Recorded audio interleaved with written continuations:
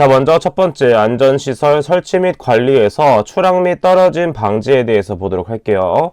자, 이제 용어들이 전부 한글화가 되면서 떨어짐 이런 식으로 바뀌게 되는데 아직도 법령에는 추락이란 단어를 사용하기 때문에 두 개 다 같이 알고 있으면 되겠습니다. 또한 이렇게 떨어짐, 추락 분석의 발생, 원인 같은 걸 보게 되면 필기에서보다는 작업형에서 많이 출제될 수 있는 부분이기 때문에 반드시 체크해주면 되겠습니다. 자, 일반적으로 떨어짐, 추락이라는 것은 엄청 높은 곳에서 떨어진다고만 생각할 수 있지만 일반적으로 1에서 2m 높이에서 많이 떨어지는 사고가 발생하게 됩니다. 즉, 1에서 2m는 사다리 같은 곳에서 떨어진 사고가 많이 발생할 수 있기 때문에 무조건 높다고 사고가 많이 발생되는 것은 아니다 라고 생각을 해주시면 되겠습니다. 자, 그럼 발생 유형을 보게 되면 일반적으로 고소 작업 시 추락, 떨어짐이 발생할 수 있고 그 다음 작업 발판이나 비계, 그 다음에 뻥 뚫려 있는 계구부에서부터의 추락 및 떨어짐이 발생할 수 있고 추가적으로 다른 분야들도 발생할 수 있다라고 볼 수가 있겠죠. 그 중에서도 발생 원인으로서는 안전 통로를 미확보했거나 작업 발판을 설치하지 않았거나 안전 난간을 설치하지 않았을 경우, 그 다음에 추락 방어망을 미설치했을 경우, 그 다음에 개인 보호구, 안전대 같은 것을 착용하지 않았을 경우. 왜냐하면 이렇게 개인 보호구는 당연히 착용해야 되지만 작업자들이 귀찮다고 착용하지 않고 작업하는 경우가 워낙 많습니다. 따라서 주기적으로 체크를 해서 잘 착용하고 있고 올바른 곳에 안전구를 걸고 작업을 하는지 확인을 해줘야 되겠죠. 추가적으로 바닥에 정리정돈이 불량했을 경우에 바닥에 걸려서 넘어져서 추락할 경우가 발생할 수 있기 때문에 작업장의 정리정돈 상태도 계속적으로 확인해 줘야 되겠습니다. 자, 그래서 우측에 보게 되면 작업 발판 같은 게 설치돼 줘야 되겠고 그 다음에 안전 난간, 이렇게 좌우로 떨어지지 않도록 이런 식으로 안전 난간도 설치해 줘야 되며 이렇게 안전대를 사용했을 경우 안전대만 착용하는 것이 아니라 이러한 안전고리를 반드시 어디에 걸어서 작업을 진행해 줘야 되겠죠. 추가적으로 이 안전대도 작동하지 않았을 경우에 추락 방어망으로 막아주는 역할을 해줘야 되므로 이런 식으로 추락 방어망까지도 설치를 해줘야 되겠습니다. 자, 그럼 첫 번째, 사업주는 근로자가 추락, 떨어짐 하거나 넘어질 위험이 있는 장소 같은 경우에는 반드시 비계를 조립하는 등의 방법으로 작업 발판을 설치해 줘야 되겠고 그 다음에 작업 발판을 설치하기 곤란한 경우에는 반드시 추락 방호망을 설치해서 떨어졌을 때 피해를 줄여줄 수 있게 해줘야 되겠습니다. 또한 추락 방호망 설치가 곤란한 경우에는 반드시 안전대를 착용시켜야 된다. 자, 일반적으로 이 세 가지를 모두 해주면 좋지만 현장에 맞춰서 적용을 해주면 되겠습니다. 그 중에서 추락 방호망의 설치 위치는 가능하면 작은 면으로부터 가까운 지점에 설치하고 망의 설치 지점까지의 수직거리는 10m를 초과하지 아니할 것. 그 다음에 추락 방호망은 수평으로 설치를 하며 망의 처짐은 짧은 변 길이의 12% 이상이 되도록 해줘야 되겠습니다. 자, 해당 부분은 밑줄 치고 외워주도록 하겠고 그 다음 아래쪽에 계구부 등의 방호 종치, 이 부분은 가볍게 정독을 해주면 되겠습니다. 자, 우측에 그림이 있기 때문에 그림을 참고해서 봐주시면 되겠고 아래쪽에 안전대 부착 설비 보도록 할게요. 사업주는 어떤 추락할 위험이 있는 높이 2m 이상의 장소에서 근로자에게 안전대를 착용시킨 다음에 작업을 실시해 줘야 되겠습니다. 안전대 부착 설비로 지지로프 등을 설치하는 경우에는 처지거나 풀리는 것을 방지하기 위해서 조치를 취해줘야 되겠죠. 자, 그래서 마찬가지로 우측 그림을 보게 되면 2m 이상의 장소에서 작업을 했을 경우에 반드시 이렇게 안전대 부착 설비까지 부착을 해서 사용을 해주시면 되겠습니다. 앞서 설명드렸던 것처럼 엄청 높은 곳에서 사고가 발생되는 것이 아니라 높이 1m, 2m 이 사이에서 높이에서 많이 추락사고가 발생하기 때문에 높이가 낮다고 해서 이 안전대를 풀러서 작업해서는 안 된다는 것이죠. 자, 그 다음에 지붕 위에서의 위험 방지 보도록 하면 우측에서도 마찬가지로 지붕에서의 작업을 했을 경우에 폭 30cm 이상의 발판을 설치해줘야 되며 추락 방어망을 설치해주면 되겠습니다. 자, 해당 부분도 마찬가지로 필기에서보다는 실기 작업형에서 많이 출제되는 부분이기 때문에 이러한 형태를 눈으로 많이 익혀주시고 실기를 공부할 때 한 번 더 집중적으로 체크를 해주시면 되겠습니다. 자, 그래서 우리는 필기를 대비할 때는 그냥 가볍게 정독을 통해서 이런 것이 있구나 정도 체크하면서 앞에 설명드렸던 것처럼 폭 30cm 이상과 추락 방어망 설치만 암기를 한 다음에 넘어가도록 할게요. 자, 그러면 추락 방지용 방어 설비에는 무엇이 있는지 보도록 하겠습니다. 자, 그럼 보게 되면 첫 번째, 작업 발판의 최대 적재 하중에 대한 것이 나오고 있는데 그 중에 첫 번째, 달비기의 최대 적재 하중 정말 중요하기 때문에 암기해 주도록 할게요. 먼저 첫 번째, 지금 보게 되면 달비기 작업을 보게 되면 달비기 작업은 일반적으로 도장 작업, 코킹 작업, 청소 작업 같은 걸 많이 사용할 때 하게 됩니다. 자, 우리가 실질적으로 볼 수 있는 것은 아파트에서 외벽에 페인트 칠을 하시는 분들이나 청소를 하시는 분들을 보게 되는데 이분들은 모두 달비기를 타고 이렇게 작업을 진행하는 것입니다. 자, 그 중에서 달비기의 최대 적재 하중을 보게 되면 첫 번째, 달기 와이어 루프 및 달기 강선의 안전 개수는 10 이상이 됩니다. 자, 이때 강선은 무엇이냐면 강철로 만든 선재가 된다라고 알고 계시면 되겠고, 두 번째, 달기 체인 및 달기 훅의 안전 개수로는 5 이상. 그 다음에 달기 강대와 달비기의 하부 및 상부 지점의 안전 개수에서 강제인 경우에는 2.5, 그 다음 목재인 경우에는 5 이상이 되는데 단순하게 암기하는 것보다는 첫 번째 거를 외워준 다음에 절반씩 된다, 2분의 1씩 감소한다 라고 봐주시면 되겠고, 그 다음 목재와 강재를 비교했을 때 목재보다는 강재가 조금 더 튼튼한 느낌이므로 안전계수가 조금 더 낮아도 된다 라고 생각을 해서 목재의 절반이 되는 것이 강재의 안전계수가 된다, 이런 식으로 연관지어서 외워주도록 하겠습니다.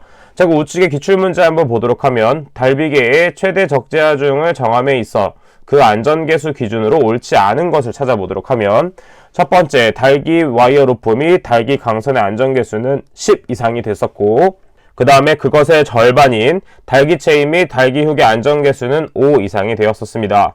그 다음에 달기 강대와 달비기의 하부 및 상부 지점의 안전계수에서 강재와 목재가 있었죠. 자, 목재는 두 번째와 똑같이 5였는데 강재는 그거보다 튼튼하기 때문에 그것의 절반인 2.5가 된다고 설명을 드렸었습니다. 따라서 3 이상이 아니라 2.5 이상이 되어야 되므로 정답은 3번이 된다라고 체크해 볼 수가 있게 되는 것이죠.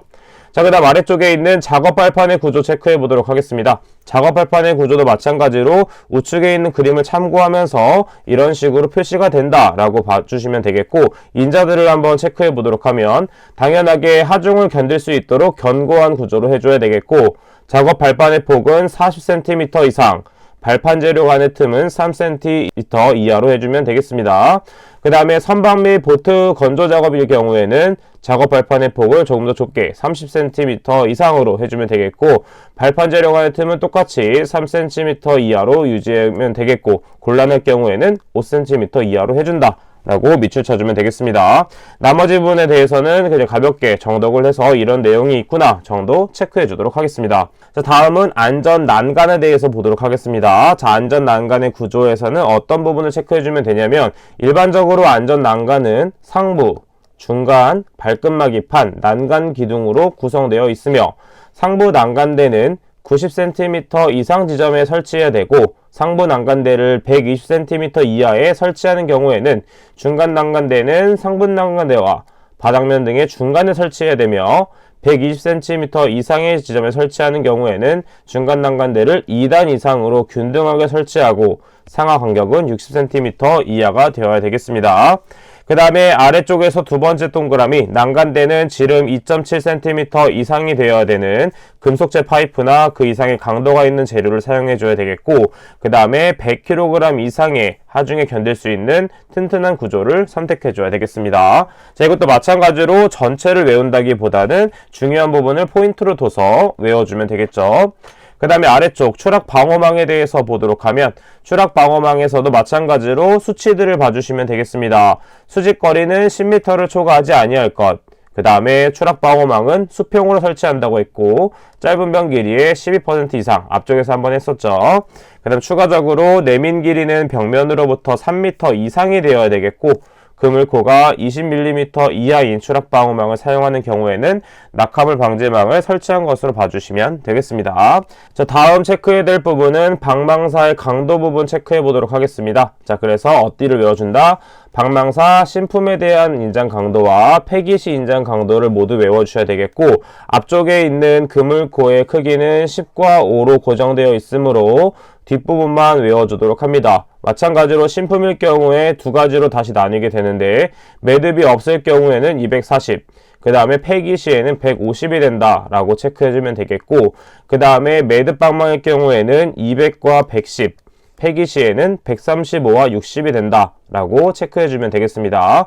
대략적으로 절반에서 3분의 2 값 정도 된다 라는 걸 생각해 주면서 암기를 해주시면 되겠죠. 자, 다음은 토성 및 토사 붕괴 위험성에 대해서 보도록 하겠습니다. 자, 일반적으로 사면의 붕괴 형태는 세 가지로 볼 수 있는데, 사면 선단 파괴, 사면 내 파괴, 사면 저부 파괴가 있다 정도만 알고 있으면 되겠고, 그 중에서 아래쪽에 있는 토성 및 토사 붕괴의 원인에 대해서는 출제율이 어느 정도 있기 때문에 외워주도록 하겠습니다. 보통 외적 원인과 내적 원인을 비교해서 출제되는 것이기 때문에 내적 원인을 중점으로 외워주도록 할게요. 자, 그래서 내적 원인 중점으로 보도록 하면 첫 번째 절토 사면의 토질 앞면이 되겠고, 그 다음에 성토 사면의 토질, 그 다음에 토석 강도의 저하가 내적 원인이 되겠습니다. 자, 일반적으로 봤을 때도 내적과 외적은 눈으로 비교할 수 있고, 비교가 어렵다면 내적을 따로 암기해서 문제에 적용을 해주시면 되겠습니다.